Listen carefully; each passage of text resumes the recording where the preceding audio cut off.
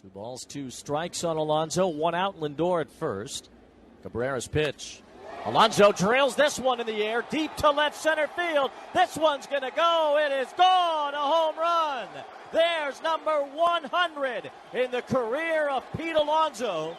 It has taken him only 347 Major League games to hit 100 homers. He is the second fastest in Major League history to get there. He points up to the sky as he approaches home plate. And in the same ballpark that Alonso hit his first, he's hit his 100th, and the Mets take a 2-0 lead. Hey, it's Todd Fox here for Halos in the Infield podcast. If you ever wanted to hear the voice of the Angels in the 2023 season, well, here's your chance. First, I'm your host, Todd Fox, along with the other host of the show. Fernando, how's it going, everybody? Fernando's here, along with Wayne Randazzo. How you doing today? Doing good. Excited to be here. All right. We got our new announcer for this year's team, and we're excited about the team, and we're excited about the expectations of how the team's going to go. And we're going to get his firsthand opinions on the team itself, and also what his goals are for this year, reaching out to the fans, because we want to get to know our new announcer here. So, Fernando, you want to get it started? I will. So real quick. So I was listening to an interview that you did with, I think it was MLB Tonight, Wayne, and you were talking with Matt Vasgersian about the offseason move with the Mets. Matt Vasgersian is obviously a voice that's become very familiar to Angels fans here and Southern California baseball fans, as he used to be with the Padres. So 3 weeks ago, were you already talking with Bally Sports West? Like, did you kind of know, like, hey, Matt, I'm going to, be working across the aisle from you, if you will? Yeah, it's kind of the magic of TV. We can do those interviews and talk about the Mets. I think we both kind of knew where things were going to be headed, but nothing was official yet at that point. Okay. So really, you never know until it is official and until everything's on the bottom line. So yeah, I think Matt had an idea, and I know I had an idea of where things might be headed. But I'm happy to talk to the Mets anytime, or about the Mets anytime, because I obviously know that organization well and have followed what they've done this offseason too. And they're poised for another great year in Queens, which is terrific for that fan base. But I'm excited to be a part of the Angels organization and to be in the TV booth in Anaheim, and it's going to be awesome. I'm really excited to work with Mark Gubiza and the entire crew there. And I think Matt's still going to do some games here and there, and Patrick O'Neill will be involved a little bit as well. So they'll have some opportunities too, and it'll be great. It'll be a nice connection in the booth. So we're going to get here to the Mets and everything that led you to the moment where we are right now. Real quick, did you have a relationship with Matt Vasgersian prior to, because he's just across the Hudson and you were in Queens? Not really. I'd seen him doing when he was doing Sunday Night Baseball still. I would see him then, and I talked to him a little bit. So I've talked to him here and there a few times. But I got to know him a little bit better recently since this was all being put together, and he seems like a great guy, and I know that he's well respected in the industry, and certainly has had a great career. So, happy that when I'm not in the booth, that Matt could be one of the guys in there, and I'm sure he'll carry it on and do a great job like he always does. You're speaking about the New York fans over there real quick. We were talking a little bit off the record, but I wanted to bring up the fact that, I listened, shout out to Boomer and Gio over there on the fan. I love how baseball is talked first over there. The NFL could be, with the Giants and Jets being really good, but they're talking Mets and Yankees almost year around. Is that the type of fandom that you wish was here in the SoCal area? Because we have so much to do over here. Sometimes, if it's baseball season, it's kind of hard not to talk about it in the off season because of everything else going on. You know what I mean? Like, we kind of as fans want to hear, but do you think that can actually come here if the Angels were to start winning more? You have that more talk about the Angels, year round?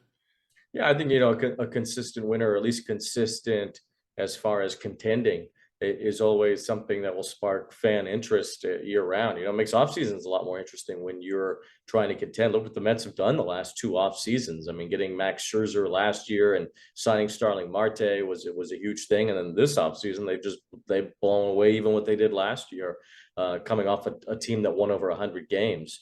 So yeah, I think that when you have that kind of excitement because of your team contending and being in the running, you know, there's a lot of attention on the Mets anyway.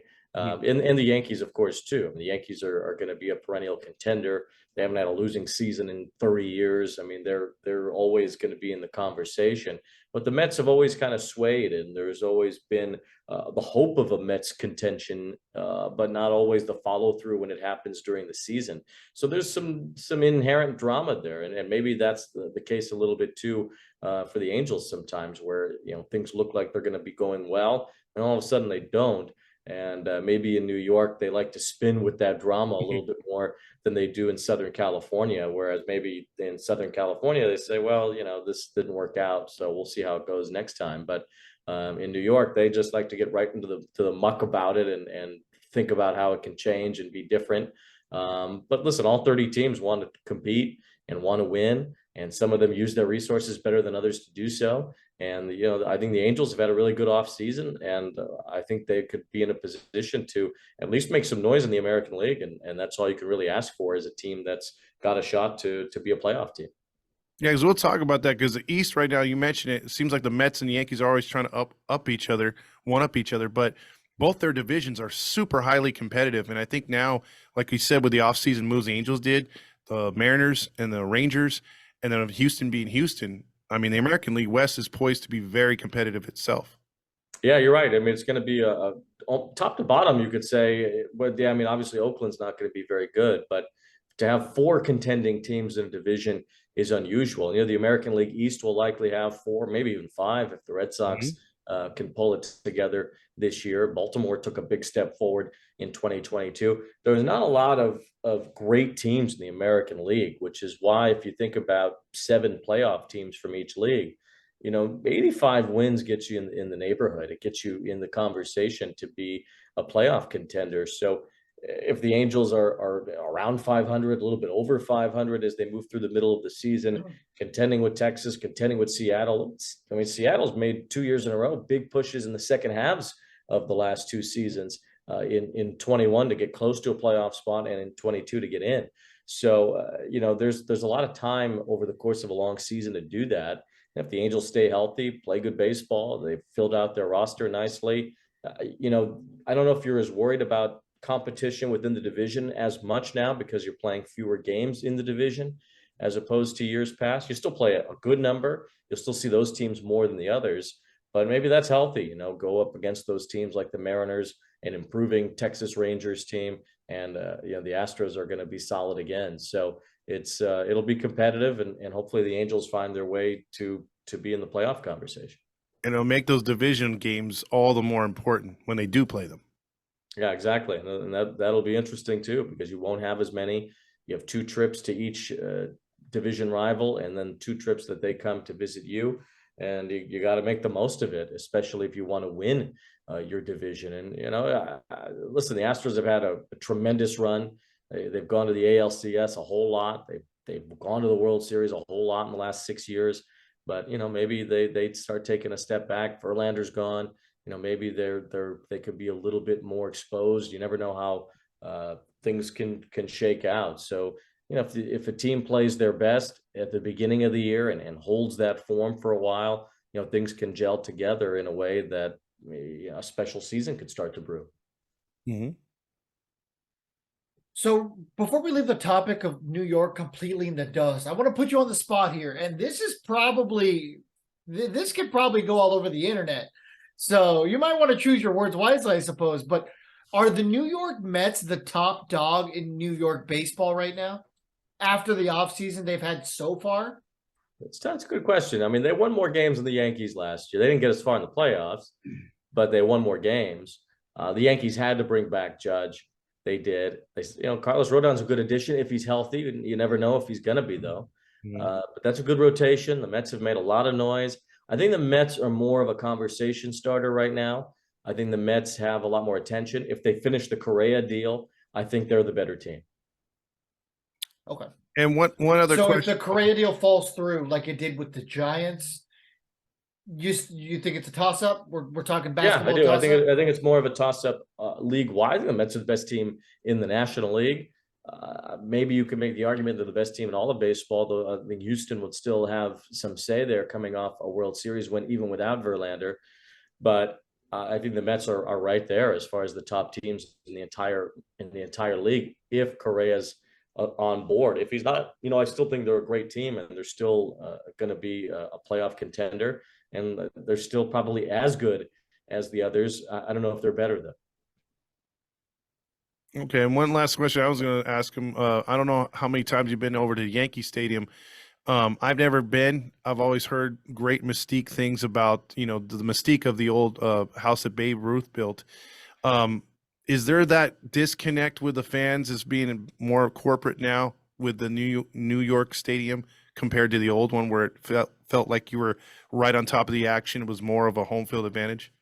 Yeah, unfortunately, I never went to the old Yankee Stadium. I'm not from New York, and since I've been there, both old Yankee Stadium and Shea Stadium have been gone. I never been to Shea Stadium either, Oh, which I okay. found to be really unfortunate as an announcer for the Mets to have not really had that experience of Shea Stadium. But I will tell you what other people have said, and that is, yes, that there's it's a different Yankee Stadium. It's a different feel now, and it doesn't have the same charm that the other one did. And it's still a rabid fan base. I think it's still a tough place to play in October, but I don't think the ghosts of Yankee past are there Yeah, in the way that they were at the old place. that's for sure. Okay. Okay, so you were born in Chicago, Illinois, correct? Yes. So deep dish pizza. Are we going Lou Malnati's or are we going Giordano's? Are you going for a dark horse third, maybe like a beggar's pizza? Beggar's Pizza, that's a good pull. That's more on the south side. I think Giordano's is better than Lou's. My favorite deep dish in Chicago is a little place called the Art of Pizza. It's kind of on the northwest side a little bit, and I think it's the best one. They sell it by the slice, which is also kind of rare. You don't always get it by the slice in some places, but Art of Pizza would get my vote as number one deep dish in Chicago. Pequod's a close second. Pequod's is excellent as well. Okay, maybe I'll have to check that out next week because I normally go Giordano's because they deliver to my hotel room. Yeah, no, that makes sense. Giordano's, if you're doing Giordano's or Lou's, then I think Giordano's is the better choice. But there's a lot of other good ones too, a little more mom and pop that aren't as chain in the chain game as the others are. I had I'm a pizza big till I went fan to of mom and Chicago. pops. The Chicago put it over the top for me. So Yeah. I'm a much bigger Chicago deep dish fan than I am a New York pizza fan. As the listeners know, I go to both every month. So I've gotten to try the mom and pop places for New York, not so much Chicago. But Yeah. okay, so you attended St. Charles East High School. So in high school, was that around the time that you knew you wanted to get into sportscasting, or was this maybe past high school where you're like, this is going to be my career? No, way before that. I wanted to do this since I was a little kid. I mean, I loved baseball growing up. I was obsessed with it, still am. And, being in a two-town city was great. I mean, I got to watch Cubs games largely during the day back then. They still were playing mostly day games, if not all day games at Wrigley yep. Field, and see the National League teams, and the White Sox had the American League. So it was great to just have that opportunity to see everybody and watch all the teams. And I gravitated toward the Cubs and toward Wrigley Field and toward Harry Carey. And the way Harry called games was always special to me. I mean, the combination of Harry Carey's enthusiasm and Steve Stone's knowledge was just the top of it for me. And it's exactly what I wanted to do since I was a little kid. There was nothing ever else that I really wanted to become other than a baseball announcer. So to get this opportunity now, not only to be in the big leagues with the Mets the way I have the last several seasons, but to be the TV voice of a big league team, especially in a huge market and with a great legacy like the Angels. I mean, it's awesome. It's a dream come true, and I'm really fortunate that it turned out the way that it did. Yeah, that region, the Chicago region, and you could even throw Milwaukee in there. Like they're really spoiled by, rich histories, beautiful ballparks. Like, when people list like some of the best ballparks in baseball, I don't hear Milwaukee Stadium ever included in that. Wrigley I know is synonymous with baseball, so everyone talks about how beautiful Wrigley is, and I've only ever seen the refurbished Wrigley. I haven't seen the dare I say falling apart Wrigley that my dad saw 20 years ago, or it wasn't as well kept after the ownership change. But the White Sox have another stadium, Guaranteed Rate Field. That's a great ballpark. Nobody ever talks about those stadiums. It's always the Petco Parks, the Camden Yards, and of course those are great stadiums. But when you walk into these places like Guaranteed Rate Field and Wrigley Field, you just feel the history. There's something magical about it. Well, Wrigley, I think is still to me the best ballpark out there. I think it gets plenty of hype as far as the experience at Wrigley Field. They changed the neighborhood more than they changed the ballpark, and certainly they refurbished the park a little bit, and they added the video boards, and maybe a little bit of the charm is gleaned over a bit because of that. But I think they did a good job keeping the Wrigley magic intact when they redid the stadium. The neighborhood's a lot different. The neighborhood used to be kind of a grittier neighborhood, a lot more of a blue collar neighborhood. There were a lot of places to go, and now it seems a little bit more I think they've just kind of made it a little bit more vanilla than it used to be. It's just kind of like every other neighborhood now. Wrigleyville itself may have lost its charm a little, but I think the ballpark still has plenty of it. And the White Sox have a good stadium. They've done a lot to make it better. I think what the Sox problem was is that they didn't have a good first impression. I think when the new Comiskey Park opened in the early 90s, people didn't like it. It was a very sterile environment. It was the one right before Camden Yards. So when Camden Yards opened, it was this beautiful palace, and people were looking at the White Sox like, well, what did you guys do? Your ballpark's only a year older, and it looks completely different. It looks like the old 80s ballparks did, instead of this new 90s style ballpark that the Orioles built, and then Cleveland built, and then Texas built. So those new stadiums really outshined the White Sox, and they worked hard to make it look a lot better after the first decade or so of being there. So it's a lot better now than it used to be. And the Brewers have a great ballpark, very underrated ballpark. Absolutely. I love their stadium. Yeah. And it's good that they have a roof, because the weather's nasty there in the early parts of the year. So they get to play every game, and they get to play it on time. And I think that's an important part of the Brewers doing so well in attendance the way that they do. Plus, they brought back those cool unis, man. The throwbacks, well, the kind of throwback feel with the pinstripes and all that stuff. Looks pretty cool. One thing, you're not going to take any of the. I know you like the Cubs announcers, but you didn't. I'm glad you didn't get into the Hawk Harrelson, and we're not going to hear he gone. That used to annoy me watching WGN, man. He'd always throw shade on the opposing teams. He did. He really hated the Cubs too. But Hawk is a Chicago legend. Oh, sure he is. Yeah. I think that he certainly had his place in the game. He was a really funny guy, told a lot of great stories.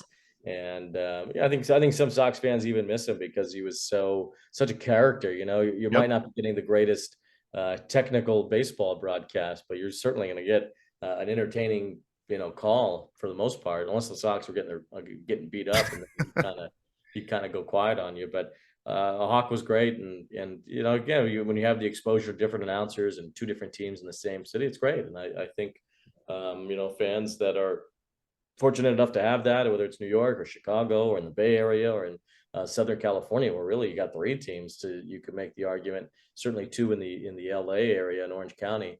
So it's really good for baseball fans when you have an opportunity to spread around and get to know different teams and different announcers, and I'm glad to be a part of it in LA. Are you gonna? Well, speaking of hockey, and other guys have made the legendary calls and have their own little niches. Are you gonna have something like that, or are you gonna let it flow? Or are you gonna let it come creatively? Or are you planning a certain way? Or are you just gonna call games the way you have with the Mets? Yeah, I mean, I'll largely call games the way I have. We'll see if there's something that I can tie into regionally or locally, or I know Victor used to light up the halo and all that, so which is a great tie-in to that little Drive tradition home safely. ballpark there. Uh, Yeah. everybody wants that. I've been trying to make the word prendalo stick, which means turn it on in Spanish. And it embraces the Latino culture in Southern Yeah. California. So if you want that, have at it. I've been trying to get it to stick for years. Yeah, that's a good one. That's a good one. I mean, yeah, that's a good way to tie in. Maybe there's a tie-in with Otani and the Japanese culture and how much that he brings of that to the table. There's a lot of ways to go about it, and I'll get my footing in with the Angels and see what's what. And but my plan for the most part is to call the games the way that I usually call them, and just do so in a way that benefits the Angels fan base and the organization. All right. So you called games for the Kane County Cougars for a couple seasons there. You even called a championship season, correct? I think it was 2014, your last year. They won the championship there. Yeah, my last year in Kane County and my last year in Mobile, the place I was before that, they were both championship years, both with teams that won a ton of games.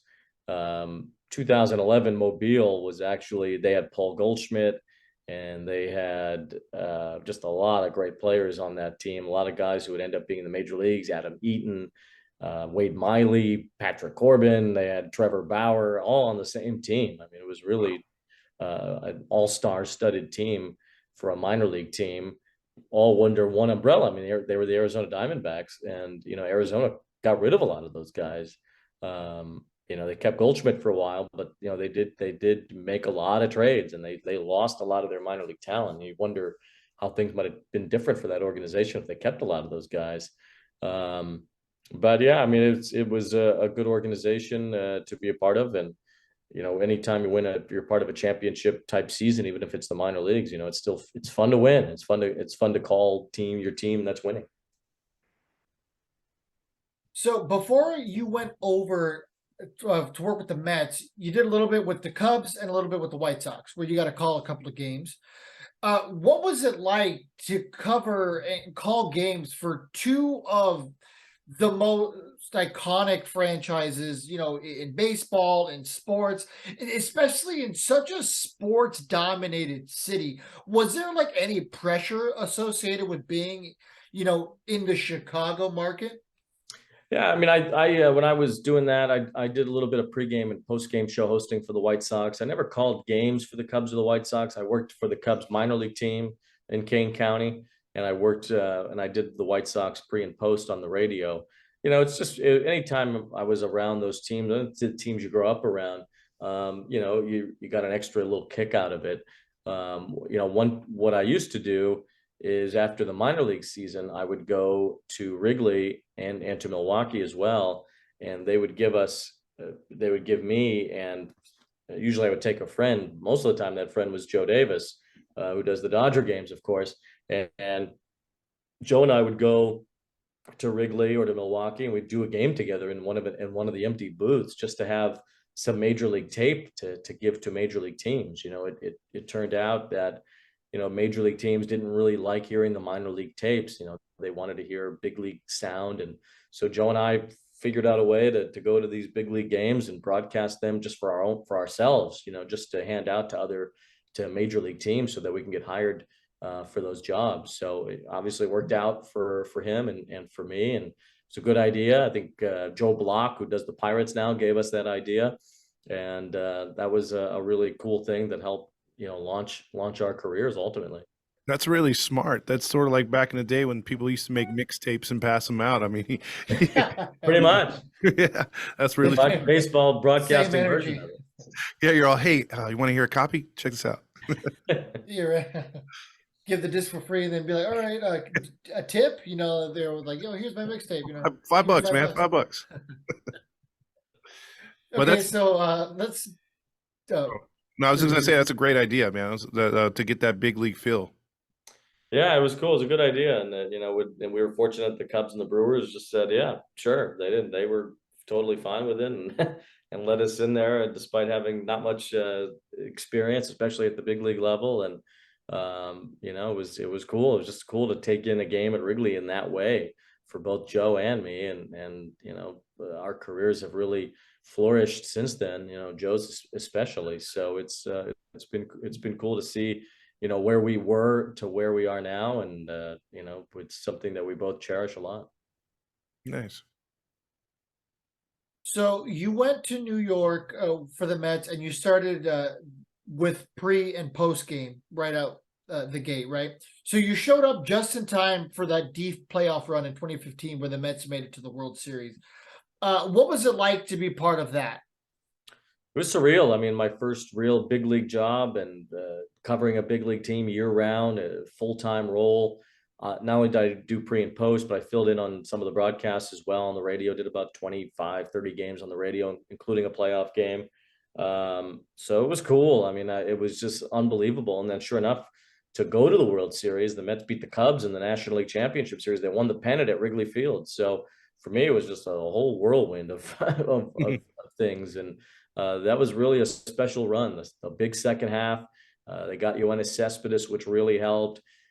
They unexpectedly beat the Dodgers in the first round, in that division series. The Dodgers pitched Kershaw in 2 of the 5 games, and they pitched Zach Greinke in 2 of the 5 games. That was probably Greinke's best year. So you had Kershaw and Greinke in 4 out of the 5 games, and the Mets still found a way to win, which was really amazing to watch. Daniel Murphy goes off, hits home runs in just about every playoff game. And then unfortunately it fizzled a little bit in the World Series, even though the Mets had the lead for most of all of those games. The Royals just kept coming back late and knocked off the Mets in the end. But it was an awesome way to begin my time in New York. And, not every year ended up being like that, although you've kind of thought that it might, because they had such good young pitching. But, that was a really special run. And I hope I get to be a part of another World Series run, hopefully with the Angels. Yeah, right. Matt Harvey, DeGrom, Noah Syndergaard, and these were a lot of those guys were pretty unknown at the time. Nobody really knew DeGrom, nobody really knew Syndergaard just yet. These guys were just starting. Matt Harvey had kind of already transitioned into the dark night at that point. But man, oh man, I mean, watching those 3 pitch back then, I mean, even from an outsider's perspective, was fun. So I can only imagine what it was like from the booth. But baseball's a sport where we fall in love with icons. You were spoiled enough to see some big names during your time in New York. But the one I really want to ask you about was David Wright. What was it like to see in his prime David Wright, when he was healthy, play every day? I wish I would have seen that. When I got there in 2015, that's really when it all kind of started for David, as far as his spinal stenosis and his back problems. He had kind of a leg injury, a hamstring injury, I want to say, early in that season. And then as he was rehabbing that is when the back stuff really started to become known to be an issue. I think he had been battling it for a while, but didn't really know what it was. So the rehab process kind of started then. And then David came back toward the end of the year, hit a dramatic home run. When he first came back to the team, the Mets were in Philadelphia, and we had been somewhere else, and we got to Philadelphia pretty late at night. As we were arriving at the hotel in Philadelphia, David was standing there with boxes of cookies for each player in his full uniform, as a way to say, I'm back. This is happening again. So he'd been gone for about 3 months at that point, and then hit a big home run his first game back, had some good moments down the stretch. You could tell he was fighting it, and he wasn't quite the same player that he had been. And then the next few years really was just all about managing that injury until the bitter end for him. But he's a tremendous, tremendous guy. The Mets were he actually lives in Southern California now, and the Mets were in San Francisco earlier last season, and he decided to come up and have a little friends weekend and watch the Mets play the Giants. And I knew he was there, but I hadn't seen him. And I'm walking outside of the ballpark after the game, and all of a sudden I hear somebody call my name, but I wasn't sure if I heard it right. And then somebody comes running and taps me on the shoulder, and I turn around, it's David Wright. He flagged me down all the way from like across the street, which was just kind of goes to show, if he's tracking down the radio guy like that, he's just a special guy. And I wish I had seen, the real Captain America and the real David Wright when I was there. I just kind of missed it. Well, you got to see the 2015 World Series run, David Wright. So, at least you got to see him at the mountaintop. You know what I mean? Because at the end of the day, all you ever want to do is lead the team that's your team.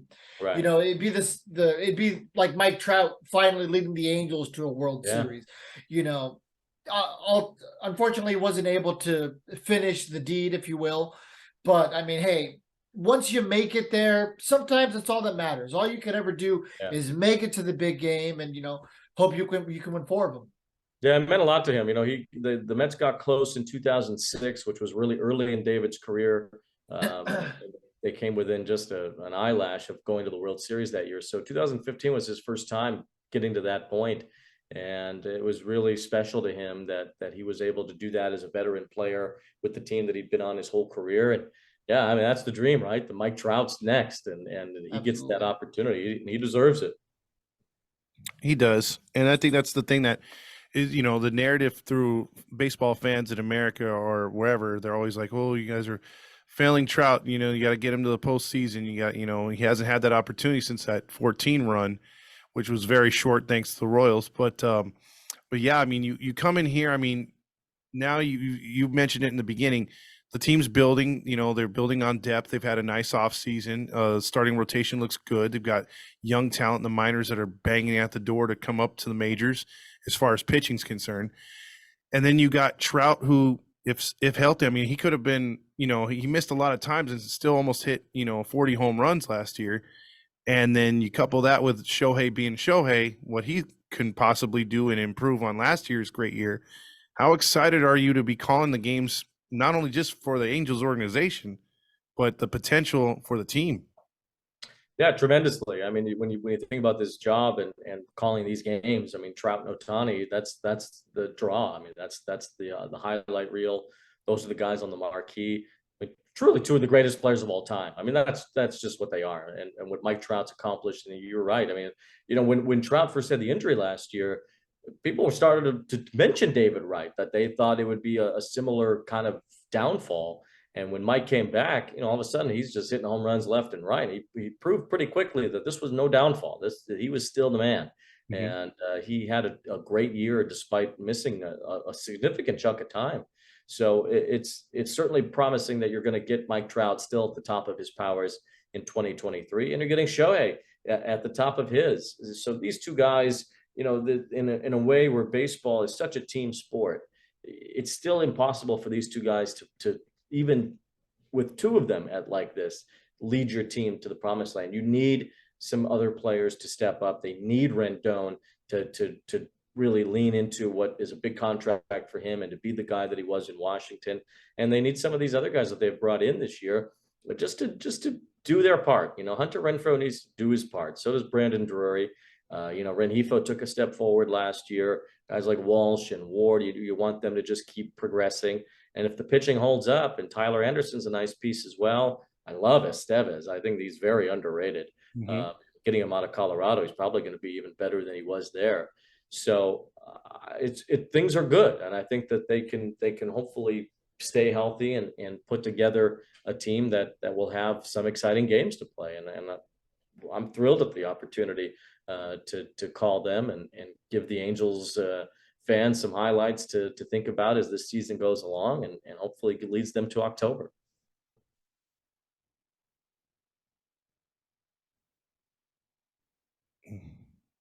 Sorry, there we go. I have 2 final questions personally.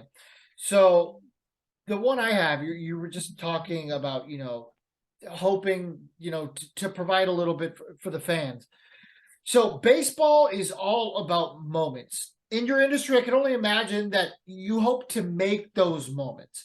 You grow up wanting to be a voice of baseball, and you want to create something iconic that people remember. I know where I was when I heard that call. So let me take you back to September 23rd of 2022. Did you ever in your wildest dreams think that you would be calling one of the most iconic home runs for one of the best hitters of our generation? No, it's crazy. When Albert broke into the big leagues, I was still in high school. I was in high school in some suburb in Chicago, and just hoping and dreaming just to get an opportunity to do any of it. Um, let alone to get that momentous of a home run was unbelievable. I mean, it just surpasses anything you could even think about. Right place, right time, without question. A guy who was 2 home runs away going into that game. Even you didn't even expect it that night. I knew, if he hit one, he's facing Andrew Heaney, a lefty, gives up some home runs, certainly leaves the ball in a place where right-handers can hit him out. So I thought maybe he'd hit one off of Heaney. And if he hits one, then you're at least in the neighborhood. You're at least talking about 700. I mean, Judge hit 61, and then it did hit 62 for like a week and a half or so after that, and almost didn't hit it at all. So you just never know how it's going to turn out, but at least you'll have an at bat for 700. That's all I was really hoping for. So when he hit 699, I knew we'd have some eyes on the fact that he would hit 700, but it just seemed like it was the night. Albert knows what that stage is like. He knows what he needs to do to perform. He was back at Dodger Stadium. The Dodgers really did revitalize Albert's career after the Angels and him separated. And I think it was important to Albert to do something like that in that ballpark, which is such a historic place anyway. But it was an incredible night. Just really lucky to be a part of it. And you just want to give the moment its due, right? You just want to be fair to the moment. And that's all I was really thinking about when the opportunity for 700 came out. Like listening to it, like listening back to that call, I'm sure. How many times have you listened to it? I've listened to it some, yeah, not in a while, but I especially right after, just to kind of soak it in and understand what it was. I've listened to it a good number of times. Okay. Do you remember the moment, or were you just kind of numb, like, oh my gosh, this is happening? Because like you had some excitement to your voice. I was listening to it right before the interview, and I was like, this is a good call. Thank you. I can't even begin to tell you how locked in I was at that moment. Okay. So I remember all of it. I was, if you go back and watch to when I start the call, it almost seems like simultaneous with the crack of the bat, because it was like I had extra vision that night. Like I was just so locked in on what was going on between the pitcher and the batter for both of his at bats, for both of his home runs that night. I was just so locked in. So I remember every moment. I remember looking at my partners in the booth, Chris Young and Russell Dorsey that night, our stage manager, JR. I remember looking back at him, and he was filming it. I remember my every reaction, getting out of my chair. I actually physically got out of my chair when the ball was clearing the fence. I wanted every vantage point just to make sure, because it wasn't a clear home run off the bat. It was clearly hit well. It wasn't a no-doubter. Yeah, but it wasn't a no-doubter. And as Taylor went back, you kind of got the sense, looking at the trajectory, that the ball was going to land over the fence. And that's kind of when I started to say this is 700. So it was really cool to be as focused as I was in that moment. And again, just right place, right time, and just really want to give the moment its due, and that was a huge moment, and I hope I did it justice in that time. I think you did, because you took the Vin Scully approach, because whenever you hear Vin Scully, RIP, when he would give interviews on how to be a good sportscaster, sometimes he would just say you let the moment play out, and your first feelings that come to your head, you say them, and you don't drown out what's going on. And I think he did a really good job of that. Well, I was just sitting in his booth. It was kind of the cool thing about it is you're in Vin's booth at Dodger Stadium, and you saw the vantage point that he had for all those years doing Dodger games. And it was the first time I had done a game in that booth before, because usually when the Mets were playing the Dodgers, I'd be in the visiting radio booth. I'd never done a game on TV at Dodger Stadium before, and with the Apple TV broadcast, there's no local broadcast for it, so they give you the home booth usually at the stadium you're at. And so to be sitting in Vin's actual booth calling that moment was just another extra layer to it. Nice.